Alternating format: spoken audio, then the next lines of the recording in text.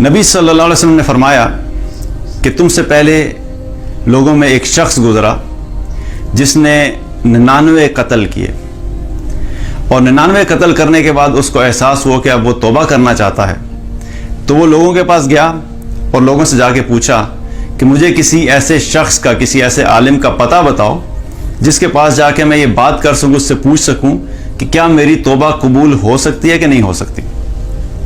تو لوگوں نے بتایا کہ فلاں جگہ پہ ایک راہب ہے، اس کے پاس چلے جاؤ۔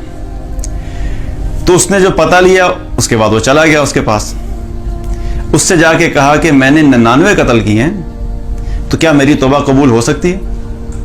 تو اس راہب نے کہا تمہاری توبہ تو بالکل قبول نہیں ہو سکتی۔ تو جب اس نے یہ کہا تو اس شخص نے اس راہب کو بھی قتل کر دیا، اور جب اس کو قتل کیا تو کیا ہو گیا، اب سینچری پوری ہوگی، 100 قتل پورے ہو گئے۔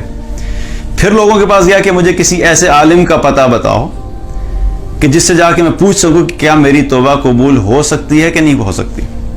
تو لوگوں نے کہا کہ فلاں جگہ پہ ایک عالم ہے، تم اس کے پاس چلے جاؤ، اس سے پوچھ لو۔ اب وہ شخص اس عالم کے پاس گیا اور جا کے اس عالم سے کہا کہ میں نے 100 قتل کیے ہیں، تو کیا میری توبہ قبول ہو سکتی ہے کہ نہیں ہو سکتی؟ تو اس عالم نے کہا کہ کون ہے جو تیرے اور تیری توبہ کے درمیان حائل ہو سکے؟ تمہاری توبہ قبول ہو سکتی ہے، تم توبہ کرو، اور فلاں جگہ پہ ایک بستی ہے جس میں نیک اور صالحین رہتے ہیں، تم اپنی بستی کو چھوڑ کے ان لوگوں کی بستی میں چلے جاؤ، صالحین کی بستی میں چلے جاؤ، وہاں پہ لوگ عبادت گزار ہیں، اور بس توبہ کر کے تم اس بستی کی طرف چلے جاؤ۔ اس شخص نے یہی کیا، توبہ کی، اپنا علاقہ چھوڑا اور اس بستی کی طرف جانا شروع کر دیا جو صالحین کی بستی تھی۔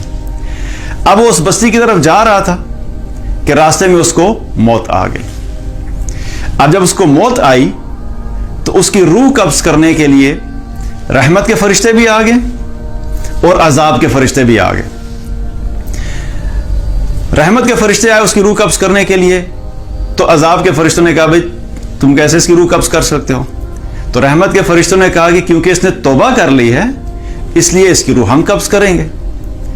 تو جو عذاب کے فرشتے تھے انہوں نے کہا نہیں، اس نے تو اپنی زندگی میں کوئی اچھا کام کیا ہی نہیں، اس کی روح تو ہم قبض کریں گے۔ اب دونوں فرشتوں کے درمیان کیا ہو گیا، ڈسپیوٹ ہو گیا کہ کون اس کی روح قبض کرے گا۔ اللہ سبحانہ تعالیٰ نے ایک فرشتے کو آدمی کی شکل میں بھیجا اور ان فرشتوں کے دل میں یہ بات ڈالی کہ اس آدمی کو اپنا حکم بنا لو، کہ یعنی اس کو فیصلہ کرنے والا بنا لو۔ تو ان فرشتوں نے کہا ٹھیک ہے، ہم اس کو کہتے ہیں کہ فیصلہ کرے کہ اس کی روح اب کون قبض کرے گا۔ تو اس نے یہ فیصلہ کیا کہ اس شخص کے قدم ناپو، جس نے توبہ کی ہے، جس کی روح قبض ہونی ہے، اس کے قدم ناپو۔ اگر یہ صالحین کی بستی کے قریب ہوا تو اس کی روح جو ہے وہ رحمت کے فرشتے قبض کریں گے، اور اگر یہ وہ گناہگاروں کی بستی کے قریب ہوا تو اس کی روح کون قبض کرے گا؟ عذاب کے فرشتے قبض کریں گے۔ صالحین کی بستی کے قریب ہوا تو رحمت کے فرشتے قبض کریں گے، اگر گناہگاروں کی بستی کے قریب ہوا تو عذاب کے فرشتے اس کی روح قبض کریں گے۔ اب جب یہ فیصلہ ہوا تو دونوں فرشتوں نے کہا ٹھیک ہے، اس کے ناپنے ہیں، قدم ناپتے ہیں۔ اب ہو کیا رہا تھا کہ جب اس کے قدم ناپنے کا وقت آیا تو اس کے کچھ قدم صالحین کی بستی سے دور بن رہے تھے۔ سو بیسیکلی اس رول کے تحت وہ اس کو کیا ہونا تھا، اس کو عذاب کے فرشتوں نے اس کی روح قبض کر لینی تھی، کیونکہ وہ صالحین کی بستی سے دور تھا۔ تو جب اللہ سبحانہ تعالیٰ نے یہ دیکھا کہ اس کے چند قدم جو ہیں وہ صالحین کی بستی سے دور ہیں، تو اللہ سبحانہ تعالیٰ نے صالحین کی بستی کی جو زمین ہے اس زمین کو حکم دیا کہ اس شخص کے قریب ہو جاؤ، اور جب وہ قدم ناپے گئے تو وہ شخص صرف ایک بالش صالحین کی زمین کے قریب تھا، اور اس کی روح کو رحمت کے فرشتوں نے قبض کیا اور اللہ سبحانہ تعالیٰ نے اس کی بخشش کر دی۔ یہ سارا واقعہ ہے جو اس حدیث میں موجود ہے۔ اب اس حدیث میں اگر دیکھا جائے تو اتنے سارے ہمارے لیے سبق ہیں کہ ہمیں سمجھنا چاہیے کہ کیا کیا چیزیں ہیں جو کہ ہم تک پہنچی ہیں۔ سب سے پہلی چیز کیا ہے کہ اس نے کیا کیا، وہ بہت بڑا گناہگار تھا۔